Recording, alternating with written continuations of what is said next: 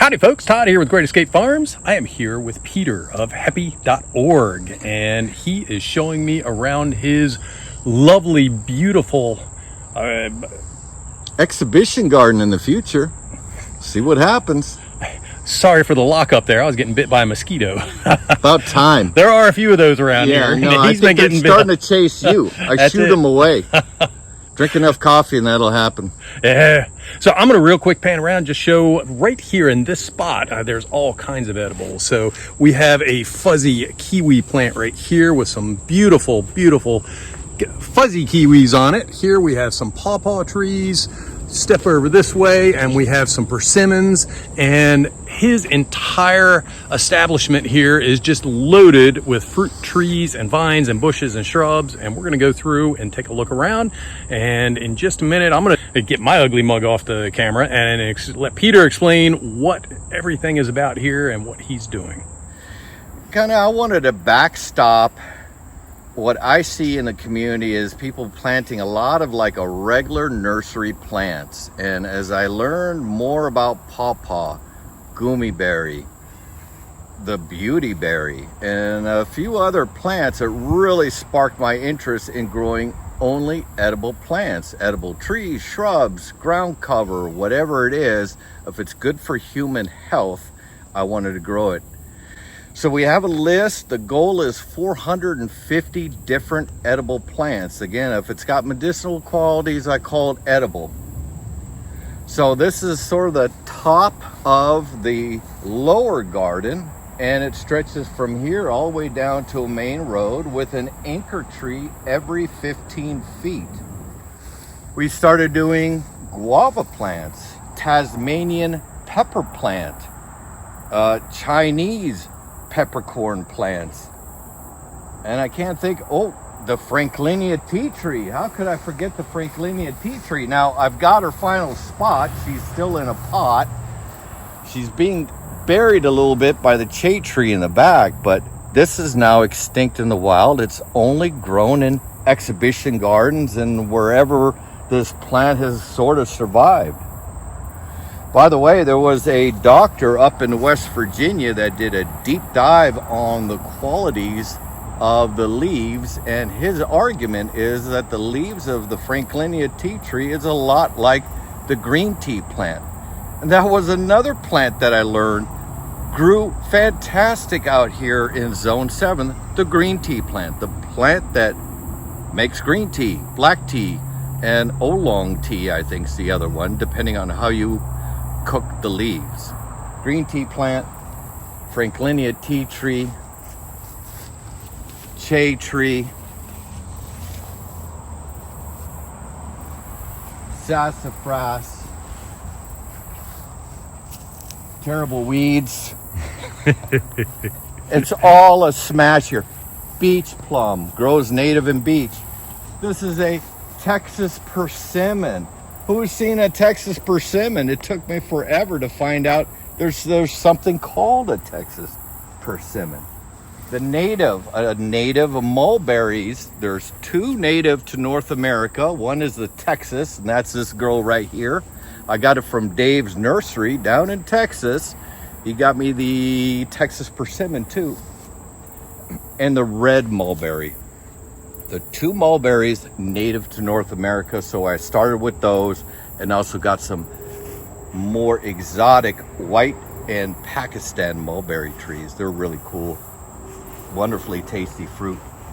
The mints, on a video I said I bought 2 1-gallon pots of this plant maybe 2-3 years ago, planted it. This is a 5-foot by 5-foot plot. 2 1-gallon pots. Now it is covered with this mint plant, smothered with pollinators. We just missed them. Wonderfully smelling mint. I mean, just what a refreshing smell. And it knocks out the weeds. So I have a native plant, a pollinating friendly plant, a plant I can make tea out of, and something that knocks out weeds. It's just a win-win situation. So many of our native plants come from a local group that's nonprofit called Chesapeake Natives. They grow plants native to the Chesapeake watershed. This is the reason you want to favor and patronize small businesses and mom and pop nurseries. They're growing things like the Virginia Mountain Mint. They're growing, I'm getting goosebumps, they're growing plants that are native to our region. They're doing the right thing. They're stimulating the industry for pawpaw, elderberry, beautyberry, and so many of these valued native plants, including the native plums. Boy, I just did a video on the native plums. I don't want to forget those. This is a Saturn peach tree, and look how vigorous she grows. Look how disease-free she is. I was really surprised at how disease-free the Saturn plum was. We got one fruit from her this year, and just what a wonderful flavor. Just that sweet white peach. Again, Heppy.org was about showing in an exhibition type style what everyday citizens can be growing in their front yards. You can grow the standard things you get from nurseries, or you can grow something that you can eat. And I would argue, if I had a choice between the two, it's sort of a no-brainer. Saturn peach over whatever standard trees are being planted. Heppy is moving downtown, so to speak. We're moving down to the main road down here. I want folks to get a good visual of the farm, so smaller fruiting plants are closer to the road, and they're going to get taller. The trees will develop into taller trees going forward. Again, I envision more of an exhibition garden. We also explore different types of raspberry. This is the Shortcake raspberry. So it's miniature or dwarf by nature. So we'll stick it out here in full sun and see how she does. I learned of this strawberry tree. I'll get on this side, and the strawberry tree is just starting to go into bloom. This is another one that gets a little bit of bacterial leaf spot, but otherwise not a single pest touches this plant. These flowers turn into these wonderful white bell flowers. Now, she wants to fruit in January and February. So here in Zone 7, we'll never see the fruit. You need to fly to California. I have had the fruit. It's not a spectacular fruit, but it's just a fantastic evergreen, unusual fruiting plant. Strawberry tree.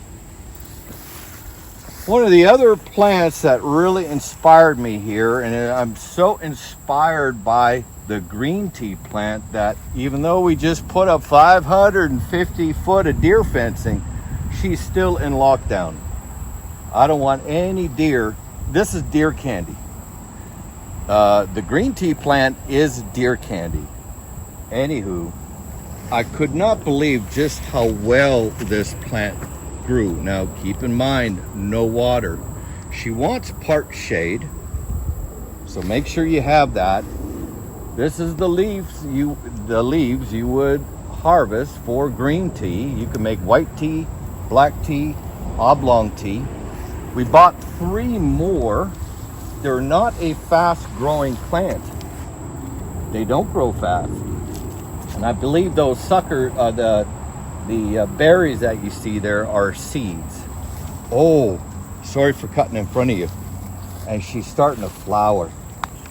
That's another thing about this green tea plant. Now that flower is sort of spent. There's another flower there.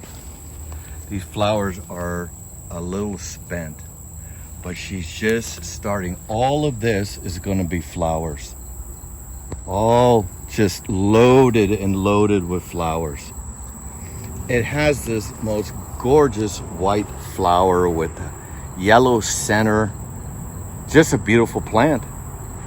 0 pests, 0 disease, evergreen. Here in Zone 7, an evergreen through the winter. I mean, a true evergreen. She doesn't bend or fold in the cold weather. I think the green tea plant is just another one of those fruiting plants that I bumped into by reading and researching. That's on Heppy.org. A plant list is on heppy.org/plants for all the plants that I've written content for. And it's just another one of those plants that you run into and you just left scratching your head wondering why this isn't grown more commonly. Tell us about prolific pawpaw, Peter. Very short in stature, great producer. She does get the webworm more than the other pawpaw trees, not to put a little damper on her, but she does get a webworm on her, but a fantastic producer. Prolific pawpaw, it's in the name. And this is likely 6 to 7 year old tree, not topped. That's just how short she stays. Now, beautyberry was one of maybe 3 or 4 plants that inspired growing edible plants here too, by the way. And the name is beautyberry, and I didn't meet anyone who knew what a beautyberry was. And I thought, well, that's weird because it's a native plant. It has this gorgeous flower, gorgeous kind of fruiting pattern to it. You know that this fruit turns into this gorgeous maroon color off of lime green leaves. And I thought, no one knows the name of a beautyberry, and you can eat these berries, by the way. So in a video we have, we're munching on these things. It's got a kind of a lemony, citrusy pop to it. I think it'd be perfect in a salad. I got a little ambitious and I thought, well, let's take this shrub and see if it trains into a single stem plant. And she doesn't look as healthy. I think the trunk looks a little funky. She'd get beat by the sun, but she is standing up as a single stem plant. Naturally, it wants to grow as a shrub, but we just gave her a try, and so far so good, except the trunk does get beat down by the sun pretty good. The persimmon trees that we've been growing the longest is this Fuyu here. I got 2 hybrids. Well, I got an Asian and a hybrid behind us, and we're gonna get to this other hybrid. This was from a big box store. It's a good tree. I normally don't buy it from big box. It's always mom and pop shop. It's okay producer, but it's very small. I really advocate that folks do more learning, do more evaluating of fruit size, and roads led me to the Asian pear. Excuse me, to the Asian persimmon. I've got fruit trees on the mind. The Matsumoto is by far, so far, by far our favorite persimmon tree. Large fruits. I'm not making this up. Huge fruit. I don't know about astringency, but we don't care too much because we're always out here in the garden. This by far is our favorite. Also, the stature of this tree makes it very valuable to us. We don't have to prune, we don't have to fuss or mess with the plant and get a fantastic fruit. The Nikita's Gift is behind us. This is this is a hybrid between Asian and American persimmon. Excellent quality fruit. I believe it is astringent, but it's worth the time. Again, going back to stature, I maybe prune it once every 2 years, and that is the height that we get from it. Easy to train, easy to get the limbs to grow out sideways. Very, what I call a polite tree. A tree that doesn't grow out of control. Segue to the Rosianka. The Rosianka, like the Nikita's Gift, is a hybrid between American and Asian. But you can see that it has the American persimmon tendencies of growing way high. The other reason I didn't become a fan of Rosianka is because the fruit won't be that much bigger than a standard American persimmon. It's going to be a very small fruit. I remember it to be astringent. More information is on heppy.org/persimmon on our existing persimmon trees and the new ones that I brought in that I think are going to be superior. They're all Asian persimmon. We're just completely going towards Asian persimmon. Back to the Rosianka. She's been trimmed. I don't know if you can get a shot, but maybe 2 years ago we trimmed her at I'm going to call that 8 foot off the ground, and all that growth above 8 foot off the ground is just in 2 years time. This one also suckers. Now that might have to do with rootstock, not so much the Roseanca tree proper, but this tree also suckers. So she's all over the place, super tall, small fruit. It would not be my preferred tree. And the big thing we're doing here is sharing our experiences of our many fruiting plants, and sharing the strengths and weaknesses of the fruiting plants. We don't want to necessarily knock the Roseanca. It might fit perfectly well for your viewers in their yard. Maybe they want a gigantic tree. We don't. We want to manage things as we age. We want to be able to grab the fruit from over our noggins. We're not dragging out a ladder. We don't want to do a whole bunch of pruning. Anyways, learning from our experiences. That's what a big part of our YouTube channel and website. And here's some of the pollinators in here. Honeybees, bumblebees, moths, caterpillars. I'm not quite sure what that bug is back there, but it's interesting looking. All kinds of pollinators in here.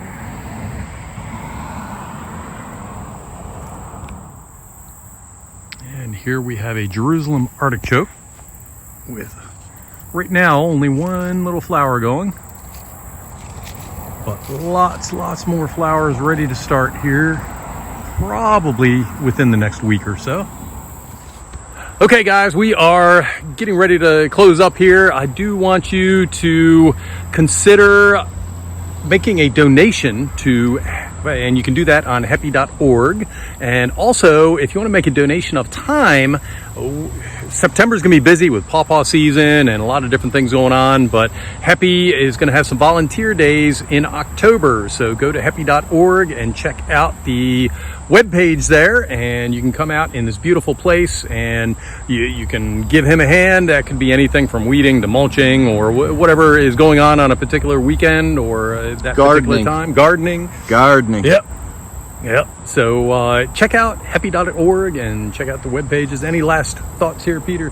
I really appreciate your time and coming out here. I want people to consider the value of native edible plants, well adapted edible plants, and sending out that message of maximizing human health and your physical health, nutritional health, your financial health by growing edible things in your yard. If we can do it, you can do it too.